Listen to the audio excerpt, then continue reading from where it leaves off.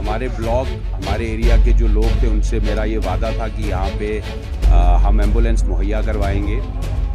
लेकिन इस एम्बुलेंस की ख़ास बात ये है कि ये बहुत ही एडवांस्ड है, टेक्नोलॉजी से बनी हुई है, जिसमें बिल्कुल इसमें एडवांस सपोर्ट सिस्टम्स लगे हुए हैं, जिसमें ऑक्सीजन वहीं पे है, मॉनिटरिंग वहीं पे है, हार्ट की और इसकी, और इसके साथ जो टेक्नीशियन हैं वेल ट्रेंड, वो 2 लोग कंपनी ने साथ में भेजे हैं। ये आज हमने यहाँ से लोरन के लिए पीएमओ मंडी की सरपरस्ती में और डॉक्टर साहब की और मेडिकल स्टाफ के लिए हमने लोरन के लिए भेजी है। 2 एम्बुलेंसेस हमारी पहले मंडी और लोरन ब्लॉक पे चल रही थी, जो सपोर्ट सिस्टम पे थी, बट मुबारकबादी की बात ये है कि ये बिल्कुल अप टू डेटेड और वेल वर्स्ड एडवांस्ड टेक्नोलॉजी से